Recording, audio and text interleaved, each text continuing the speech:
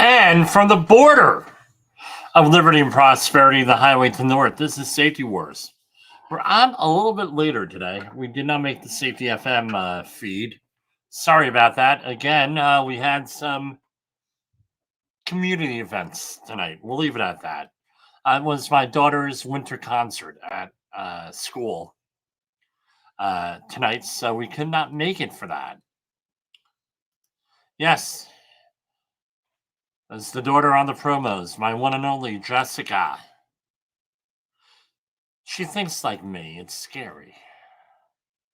Watch out, boys, when she gets older. Ay, ay, ay. Anyway, I earn. No, so I have different monikers here in the lower. Where are they? Yes, right there. I guess it's my right hand side. I don't know if it's your left or my right. I don't know. I have that different title every night, right? So I have Safety Shock Jock tonight. I probably should have had that on last night. I was rewatching the program here on Rumble. We're going to be doing some marketing here and organizing here next few weeks. Right, better production, continuous improvement if you're a safety professional.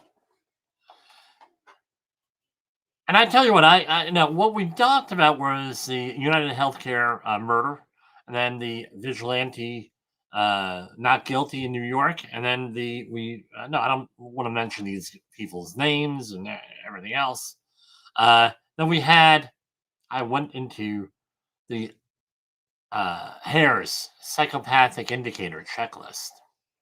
Tell you what, very controversial. Try doing this. So what I've done often is when we're doing an accident investigation, we're trying to help clients with their manage their people. Sometimes I'll whip this thing out just for my own use. And what do we have here? Because I'm not a clinician, I can't make a diagnosis, obviously. But it gets pretty interesting because this is what happens. The safety world, not because what we do over here in human organizational performance, but what other people do out there. How safety is managed. Right? We had the safety dictator type of thing going on back in the days. Safety cop. Well, shame on you. You're going to put on your hard hat or get out. And then what we were forced to do a lot of times during COVID was with people not wanting to do the mask policies, and we talked about that last Monday, the first Monday in December of this year, when the report came out. 525-page congressional report on the after action report on COVID-19. When we covered all that stuff and everything else, so we go out there, we alienate people, we argue with people as an industry. We're not given any authority or any of those other big lists of things that I always talk about. When we don't do that, what happens? We get hated. Principle number 5 of human organizational performance is how you react to news and how you react to situations matters. We haven't really been historically good managers. We don't react to things nice. I remember back in the day, they would actually blame the safety person if someone wasn't wearing their safety glasses.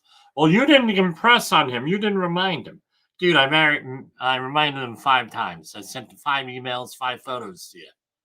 That's not my issue at that point.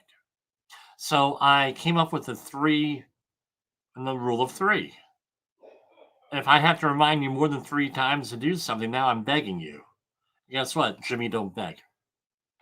That's not something for a manager to deal with, unless you're giving me the authority to hire, fire, discipline, reward, and change things. Right? So that's up for a manager to do. That's not up for the safety person to do. If the manager is not willing to do that, some would argue the corporate culture isn't allowing it. Fair enough. But there's always a manager driving that safety culture.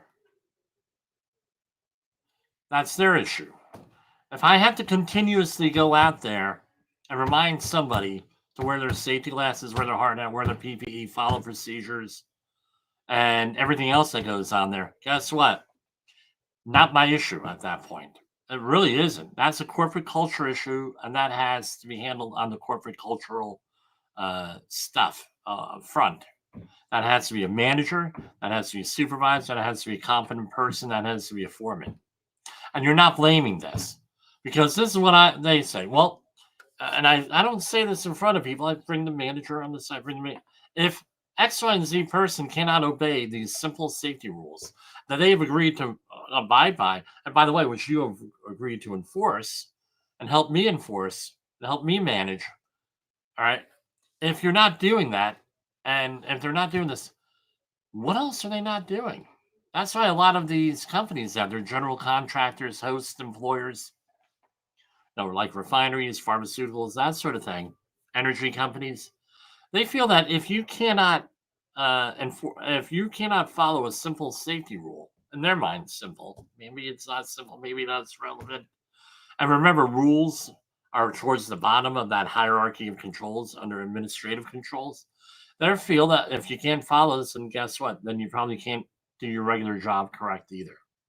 Maybe totally incorrect, their assumption. But that is what their thinking is. It's a leading indicator of what's going on. And that's why it gets enforced the way it does gets enforced. Now, what are we trying to do in the hop world? We're trying to set up a system to reduce errors and to get the job done safely, effectively, with the least amount of aggravation possible. And of course, if we can do it, no accidents, no injuries, and no illnesses. But guess what? If we get those accidents, injuries, and illnesses, we're going to investigate them and we're going to try to do better. And we're going to investigate them, not only do better, we're going to do better because we're going to put in controls, maybe see what happens, break out that little Jens Rasmussen modes of work thing and find out where exactly they are on that. So maybe we can come up with a better solution that works. There was an attorney today on LinkedIn that made the correct observation here. People write these procedures. Do they have any intention on following those procedures? Because if you have written procedures and you decide not to follow them, under OSHA, that could be potentially a willful citation, not a good thing. And the other thing is, if you're involved in any litigation, they're going to break out that paperwork and say, well, your plan says X, Y, and Z. You got to do this, you got to do this, you got to do this. And you didn't do it. Why not? And therefore, you're liable. All right. So this is why if you're a safety professional, you have to have it in here. So I'm going to add one more thing to my list. So I'm always adding to this list here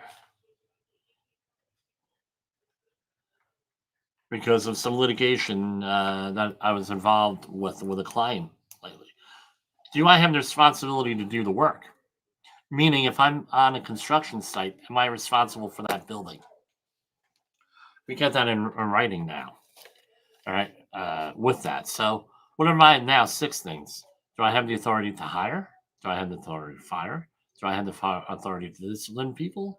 Do I have the do I have the authority to reward people? Do I have the authority to make changes? Do I have the responsibility of getting the work done? on that. So now because we have a sixth thing here.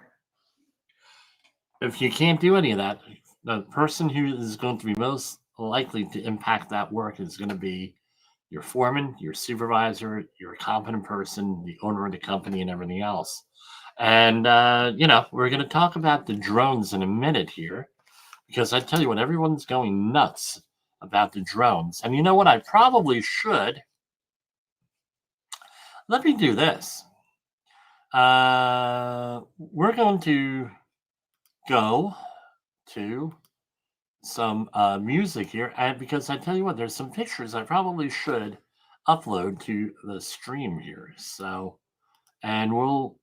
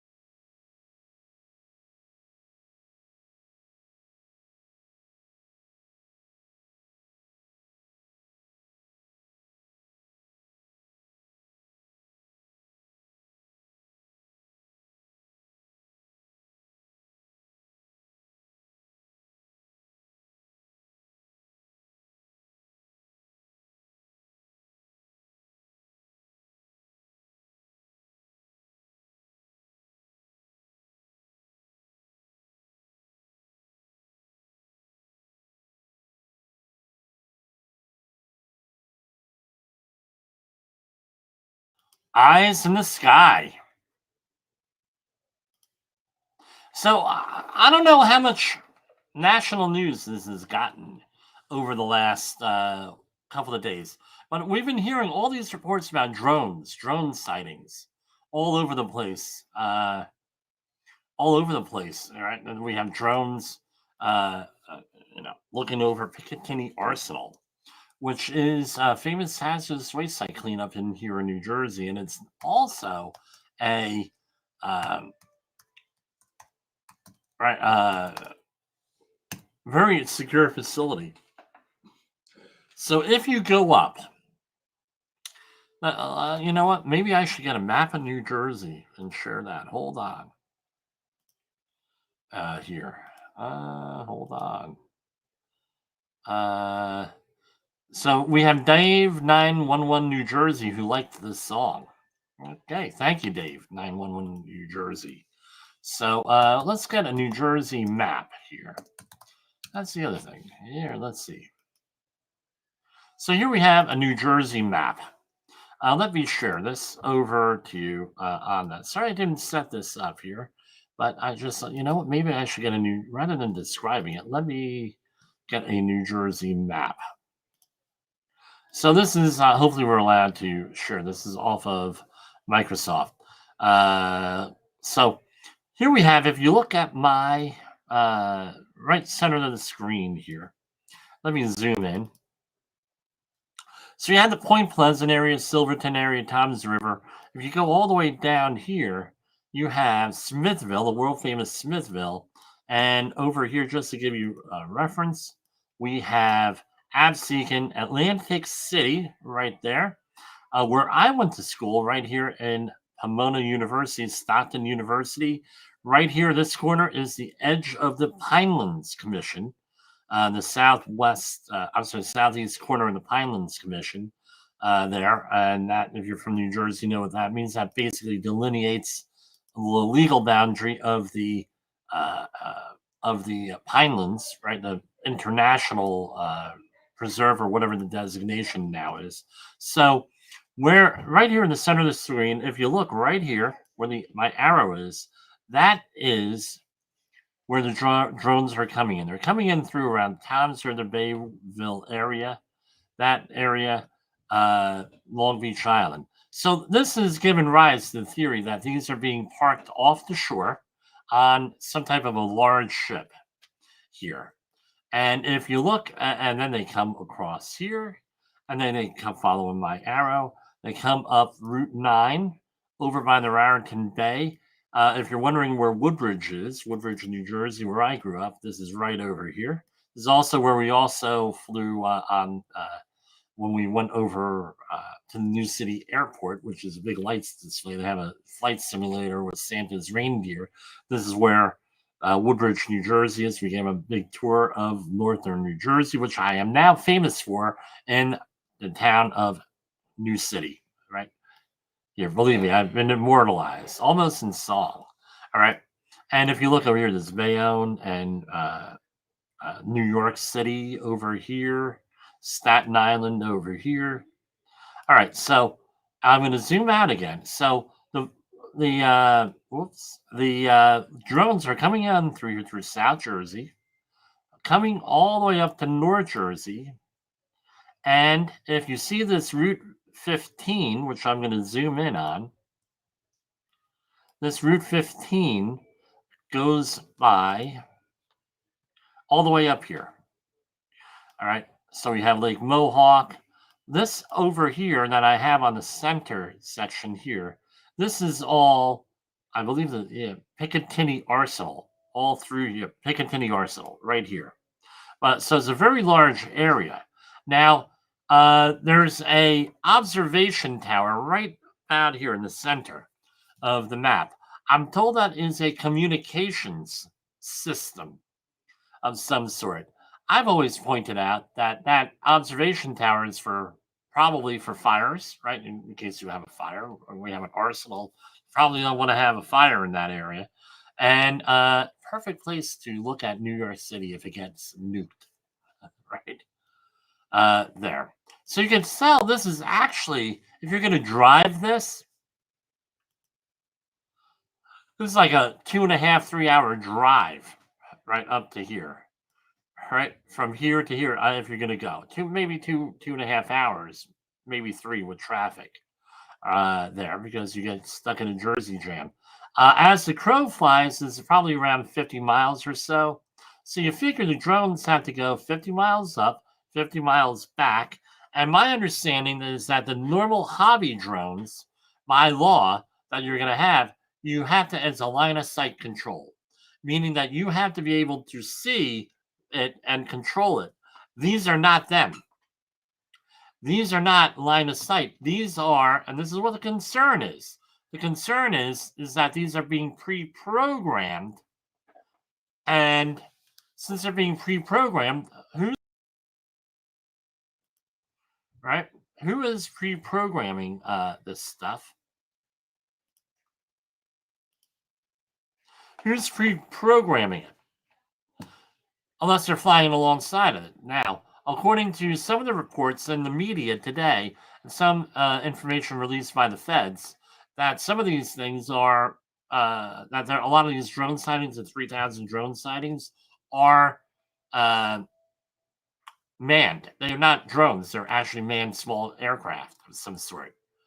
Okay, great. Why are they flying over? And let's get back to the New Jersey map here.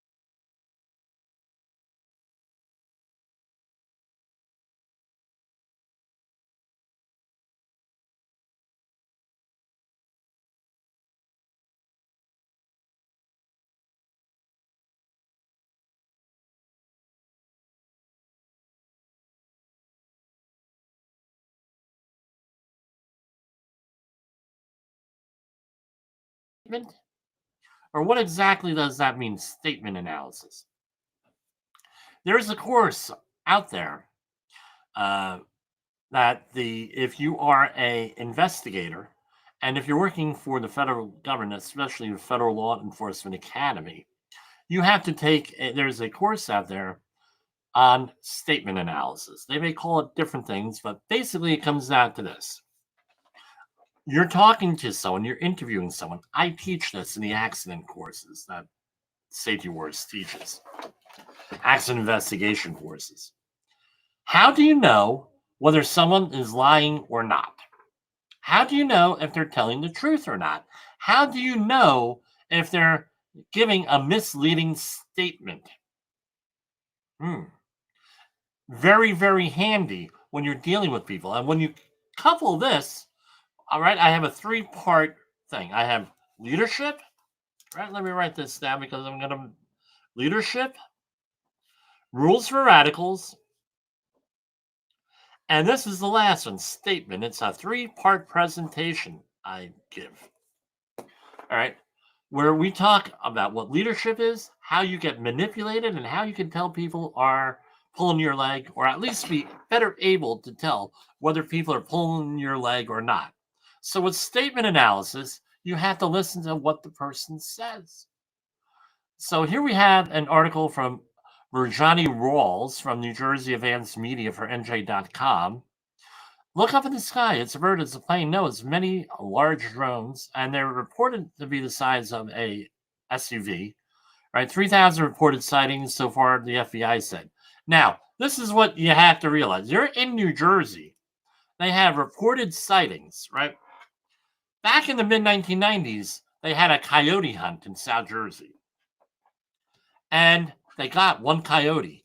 And what they figured out was they said, we're getting all these coyote sightings. Why? No, why we got instead of a coyote hunt, did we only get one coyote? Because there was thousands of sightings of the same coyote, and they were looking and they were short on cash. They needed to sell hunting licenses. That's the answer. New Jersey, come on. So they had some hearings today, right? And what the hearings were saying, and that goes on, you could go to nj.com with this, was this. Many people are calling for clearer pictures and video to decipher the drones and even want to shoot them down, which is blatantly illegal. Let me put it, don't do it, it's a felony. All right. However, I think if we shoot one down, we'll find out who owns it real soon, real quick, right? But first, you're going to go to jail. All right. Governor Phil Murphy came out explicitly against that on Tuesday, right? It's illegal to shoot down a drone. And they had, here, elected officials have their explanations for this in Syria. U.S. Representative Jeff Van Drew, whom I met several times, floated an unconfirmed theory that these drones could be tied to a missing mothership from Iran. The Pentagon has since debunked this theory. We're going to go and we're going to research that on air right now. If the website is still up, an anonymous source from the New Jersey Chiefs, a coalition of police chiefs in the state, told the New York Post that they feel it's a possible copycat situation from a surveillance drill from Picatinny Arsenal base. Other countries are using it. Even though we had the Chinese balloon incident in 2023, and the Pentagon has determined that drones are not U.S. military, but also not foreign objects. So what are they? So what they have said is, right, that this, and one official, I can't find the quote right here, but it's along the lines of this. There is no evidence that there is a threat. Now, let's take that statement apart. There is no evidence. Someone says there's no evidence of X, Y, and Z. Why is there no evidence? Right? There's statement analysis would say, why is there no evidence? Is it that you didn't look into it? Is that you don't have evidence because you were unable to uncover it? Was it because there was you were out that day? Was it because you had evidence and you lost it? Now there is no evidence now because you lost the evidence? What exactly does that mean? Now you're going to say, well, Jimmy, that's crazy talk. That's conspiratorial. I can assure you, this is one of the strategies that investigators, including law enforcement officers, LEOs, use to trip people up. Well, what does that mean? Right? It's along the lines of the 5 whys from the Socratic method. Well, what does that mean? There's no evidence. And then later on, if there is evidence, well, we didn't have evidence there. Now there is evidence. So saying that there is no evidence doesn't mean is not a statement that it whatever you're being the proponent of is not true. So saying that there's no evidence of something doesn't mean that that something is not true. This is the way investigators think. This is why it's important, and I mentioned it in a book 6 months ago or 7 months ago. I forget the author. It's important, right? I should write down who the authors are here. You have a right to remain silent. And what's the next thing? You have a right to an attorney. This is why you remain silent. If you're in the safety world, guess what? You got right, and you're a foreman or supervisor or above. Guess what? During investigation, you have a Miranda rights, especially when you're dealing with private investigators and law enforcement. Because if you give a statement, that is considered company policy. You're looked upon differently than a regular worker. So that's why you do that. So they're freaking out over these things. Well, I tell you what, something's going to eventually happen where there's going to be an accident, collision, or something over an area. There's going to be an issue. How do we know this is not, okay, this is not a foreign agent, like a country? How do we know that they're not making drug drops somewhere? There's one report from around Newton, New Jersey. Dave Coppola, you know that, right? He's a friend of the program. Sorry, Dave, I didn't mean that. Right, and his neighbor, well, they saw one up close and personal, got some pretty clear images of it. I don't know what these things are, and that's all I'll say on this. Let's go to a commercial break. Let me see, because I tell you what, if there is a ship off the coast, they usually post that on the internet. Yeah, they do. You didn't know that? Hold on.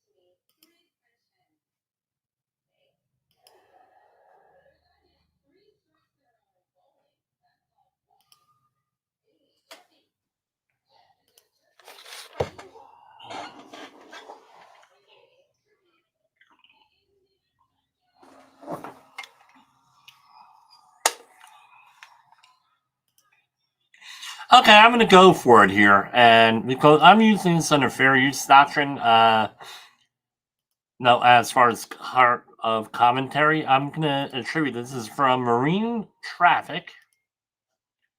You get their website, marinetrack.com, which is they track ships with their transponder. So here we have, if you look, let me get myself off here.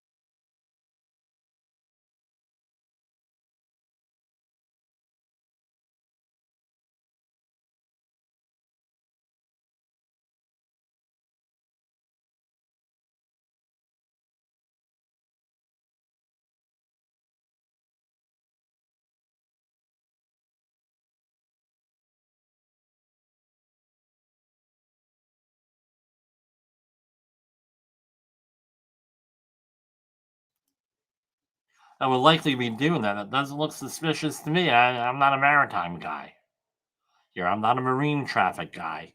I don't think that this is coming from a ship. I think it's coming from land. Or I don't know, are they launching them from a submarine off the coast? If they're launching from a submarine off the coast, we do know that there is a transatlantic cable running from up by Nova Scotia, up where the Titanic sunk, all the way down. That was revealed last year when that submarine imploded, the mini sub imploded. I think they know where everything is if it's a submarine. I would like to think so. So I don't know what they are. My thinking is that this might be military of some sort, and they may be running some type of security surveillance, which is what my hope is, or they may be getting us used to seeing this stuff for some other reason. That's what I'm thinking here. I don't know. I don't know. If you're on the video feed, right, on Rumble, X, Skylander 52, or Safety Wars on X, some of those other things, you'll be able to see what we were talking about. I want to thank everybody here.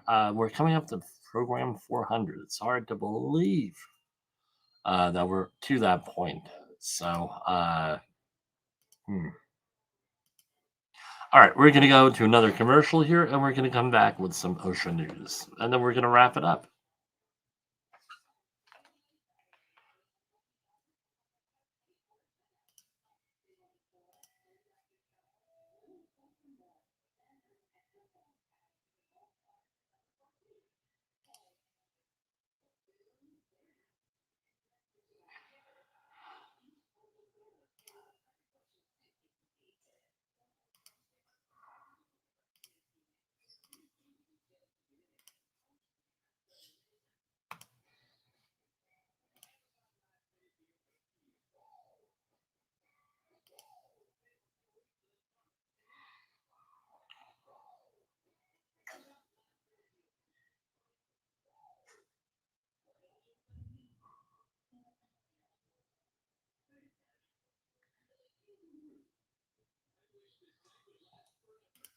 Okay, we're going to go over some of the OSHA news here, what some of the stuff. Now, there's a big story that came out yesterday, and I want to go right to it here with this.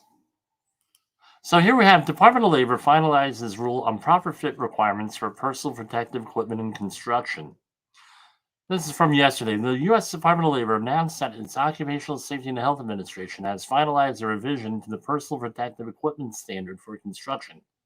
The final rule explicitly requires the equipment to properly fit. Yes, in construction, guess what? Don't up until next month, you're going to actually have to have equipment. If it's supplied by your employer, it needs to fit. Any construction worker who, right, the final rule explicitly requires the equipment to properly fit. Any construction worker who needs improving protections from hazardous conditions. I've talked to workers in construction, particularly women, who have spoken of personal protective equipment that didn't fit or simply unavailable at the job site in their size. Common problem. Except when I manage jobs. I'll put it out there. Starting, especially in the hazmat field, where I came up through the hazardous waste site cleanup stuff. Very common for them not to be have properly sized female PPE, and so we ended up duct taping things or chemical taping things and getting it on there. But back in the day, I tell you what, it used to take you 2 weeks to get small suits, for example. Right on back order, you had to find them, and so I've always tried to do that. However, I'm going to tell you that was a rarity. The other one is safety glasses, right? Properly fitting safety glasses for smaller people and women. Often they're not available. They weren't available until recently. That's why I always get the gasketed safety glasses. Right, PPE must fit properly to work. By the way, it goes the other end too. For example, they used to get extra large or large suits. Then, oh, here, Jim, put this on, and then you blow out your rear end on the suit in about 30 seconds. PPE must fit properly to work. I'm proud of the broad support from both employers and unions for OSHA's efforts to make clear that employers must provide the right PPE. That's from Doug Parker, Assistant Secretary for Occupational Safety and Health. The revision to the standard adds specific language requiring that employers provide PPE that fits properly for a construction worker. So let's go. They have the final rule. Tell you what, tomorrow we're probably going to go into all this stuff, catch up on all these accidents and stuff. So this is from the Department of Labor, Occupational Safety and Health Administration. Here, let me share that.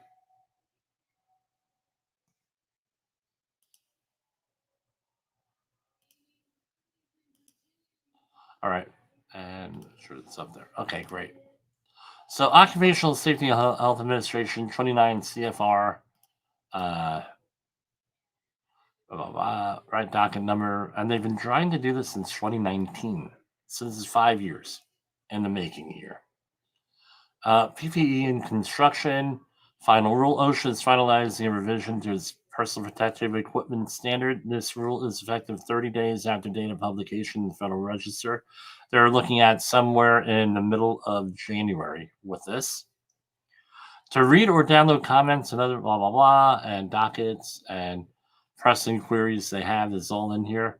And in the docket for the PPE in construction rulemaking found at regulations.gov, every submission was assigned a document identification number. On there. So here we have the executive summary.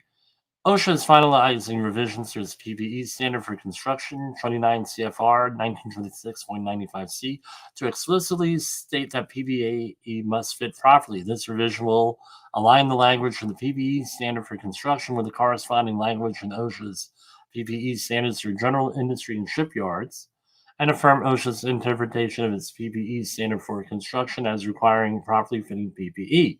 Properly fitting PPE is a critical element going on. PPE must fit properly, provide appropriate protection, and properly fitting PPE may fail. Okay, great. And then they have the whole background here. Again, PPE is the last line of defense, right? You have to engineer things out. You have to eliminate things, substitute less dangerous stuff for more dangerous stuff, and an administrative control. And the PPE being the least reliable because it often doesn't fit.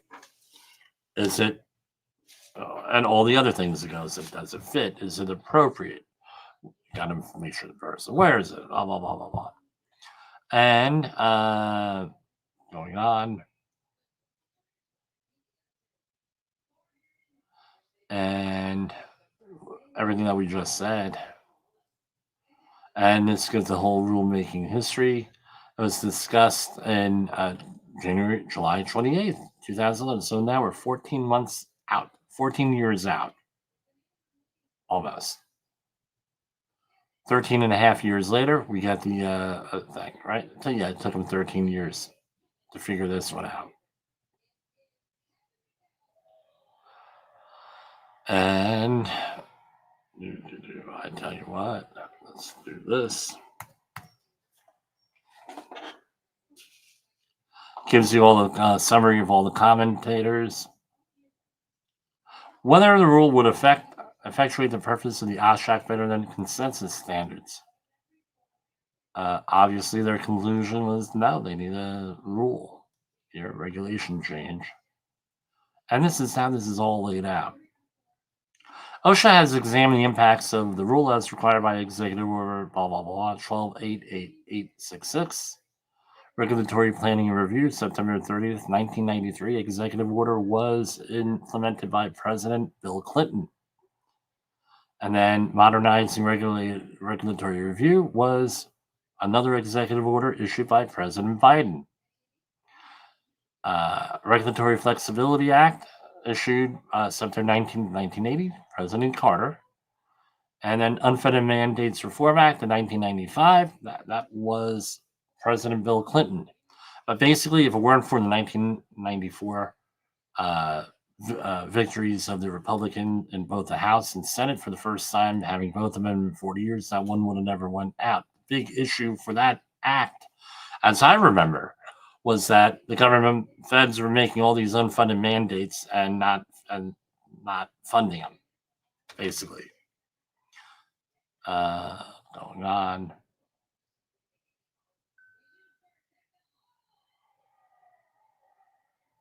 And obviously they said no.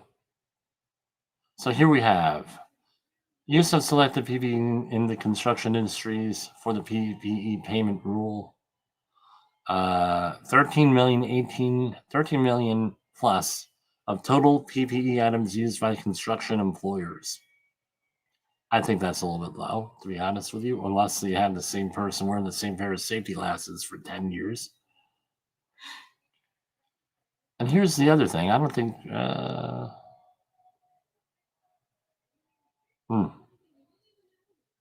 This is, again, good information if you're training, right?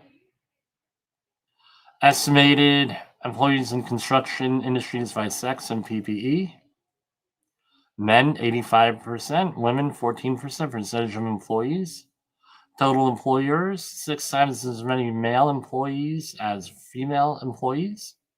Percent using PPE, roughly 80%. Total PPE employers using PPE, majority, right? 5.8 million. That means that there are construction workers not wearing PPE of 1.4 million in there. Now, I don't. So, what's needed to comply with this rule? Okay, we could go through the whole thing. What's needed? A couple of things. You need to have an assessment done. So, what I tell people is okay, we just lost a whole bunch of streams here. What I tell people is this: if they are going to, no, so we're coming up to. Yeah, I just had a whole bunch of stuff, alarms come across here, so I don't even know if I'm broadcasting here. Every January, there's not a lot going on in the construction industry. A lot of industries slow down after Christmas rush and things of that nature. Probably a very good time if you're a safety professional or some person in charge to go and review your safety plans and see if the PPE is still relevant and your plans are still relevant and recertify those plans. That's usually an email now or a letter saying, yeah, we reviewed all this stuff in January 2025. We're not making any changes and we've reviewed everything. That's usually a letter. That shows that that is a current plan.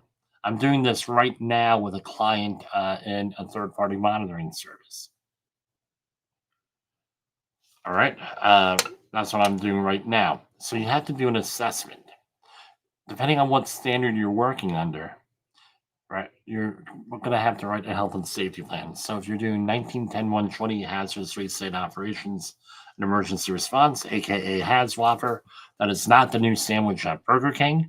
It's the HAZWOPER standard. And essentially, yeah, that's an old joke, a dad joke, right? But basically, you need a safety plan. Now we also have to have a job hazard analysis or job safety analysis or a HAZ or something like that thrown in there. Now that's part of a lot of corporate cultures, and that's in compliance with a whole bunch of regulations where you have to make frequent and thorough inspections of your work area, and you got to plan things out and blah, blah, blah, blah, blah, and do training. So all that goes in there. You do that every January. So this should be a minimal for a regular company. This should be a minimal amount of work to do to comply with this standard, in my opinion. They want to make it like, oh my God, we can't. Well, guess what? For most employers, this is a small thing. If you're a large employer, chances are you're already doing this stuff. And let's say you're going to be hiring someone, you know that they're larger or smaller. Now your procurement people have to go out there and get the appropriate PPE and the appropriate size. All in all, not a big deal. I really don't see this as a big deal, and because if you're already complying with the law, you're already buying PPE. Now you're just doing a different size. Now, how else do you manage it? Is this how I normally manage it? Is that the women's PPE goes into a separate storage area. This way, there's so if we have small, if we have something like that, and it's usually women, not all the time. All those smalls go in this area, and we separate them because what happens? Oh, it's the old white suit. Oh, I see a white suit. I see orange gloves. I see green gloves. I'm going to grab them. That's the wrong size. Maybe you want to have, or maybe you want to have them manage it. Say, well, you know what? We have this job budgeted for. You're going to go through 5 pairs of work gloves here. Okay, we're going to give you up in front. You're in charge of the women's PPE, and you give it to a woman in charge. That often happens because they tend to do right. They're the ones impacted by it. They're the ones who track it. Maybe give it to them in advance. I don't really recommend that, but that's another way of doing this. Because the other thing is this: some of the PPE, harnesses, lanyards, mainly harnesses, someone has to help the woman put it on sometimes when they're trying them on to get the right size.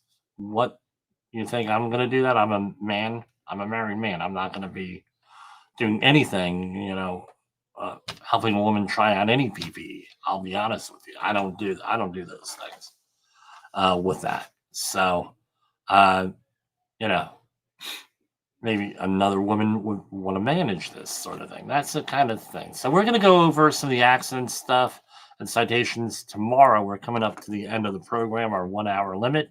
How did you like that? New music from Safety Warrior. We're going to close out the program after before the national anthem with some stuff here. Also, some other music. Oh, here's one for from that was inspired by yesterday's program on the Harris checklist. So here, hold on. I run, just to let everybody know, I run the music from the pad on my right-hand side. So,